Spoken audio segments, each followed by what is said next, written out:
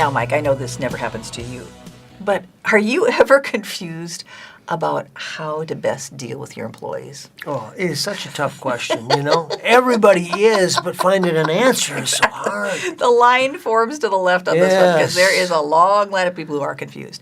And I think it's because these days, when it's so stressful, you need a dial, not an on-off switch when you're dealing with employees. You may have as many as 50 roles that you take on at work and at home. And so you have to realize you've got to just make adjustments all day long. I know this is not happy news necessarily, but a global leader I really respect once told me, look, if you lead 100 people, you need 100 clicks on your dial. That meant you need to have versatility in the ways that you approach your leadership. So let me give you 3 clicks on your dial. You have to be able to be a leader, a manager, and a coach simultaneously and flow between these roles. That's what we found at Change Masters. Let me define all 3, Mike. The leader sees the vision, okay? Big picture. The big picture. They see the future. Yep. They're on the balcony looking out. The manager is ground level. They're focused on results. Let's get her done now, get it done today. And the coach finds and develops talent. Or another way to look at this is leaders get commitment, managers strive for compliance, and coaches cultivate talent. And the great leaders, Mike, they adjust to this multiple times in an hour, right? They are looking at different experience levels, different expectations, different levels of neediness or independence that people have. And they can adapt accordingly. The great ones, that Can you is. teach that?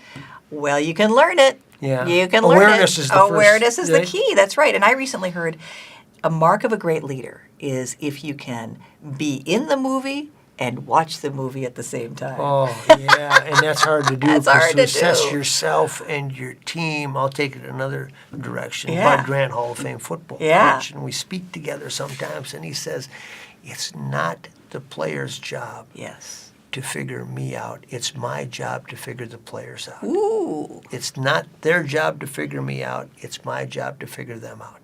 And that is the way he approached his job. Mm-hmm. So if you approach it that way, think how that changes everything. Total perspective. They're not here to please me. I know they are trying to please Mm-hmm. me, by the way. But I have to figure out who they are because I might know some things about how to get them to where they want to go that they don't even know yet. Yes. But the only way I can do that is if I figure out who it is and what their personalities are. Read them. Know their hot buttons. Know their hot buttons. Yes, Yeah. exactly. So let me ask you this, Mike. How do the great coaches you've been privileged to meet over the years, how do they adjust their leadership style for different players at different levels? The first thing is just what you said. Yeah. The first rule is, and we've heard this before, I treat them all the same by treating them all different. Star players are different than other players. Let's not kid ourselves anymore. This is what you hear from these guys. Let's call it for what it is. But then, one experienced baseball manager told me, here's how I changed. My goal is not statistic-based. It's to get everybody in this clubhouse comfortable.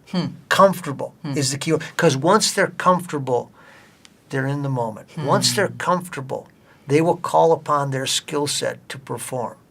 My whole job, because it's a lot different with a veteran and a rookie. That's right. And that rookie, I might need to loosen up, let him know that he's not going to get sent down to the minors tomorrow if he goes 0 for 4 tonight. And the veteran, I might have to light a fire Might under have to push him. Yeah, we don't know. Scare him a little bit. But exactly to your point, you got to read that every right. day. That's But the right. goal is not statistic-based.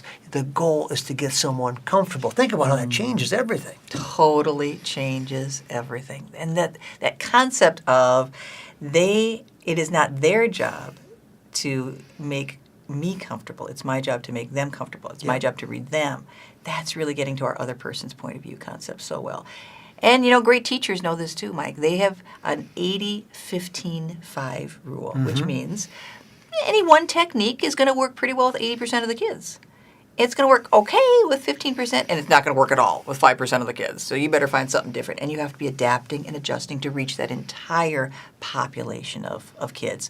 So learn to flow smoother between the roles that you play as a manager, leader, and a coach, and you'll win the game with more people a lot more of the time, Mike. Another way of looking at it, it's not their job to figure me out. It's my job to figure them out. And if I can create comfort, we will create great results. That's right.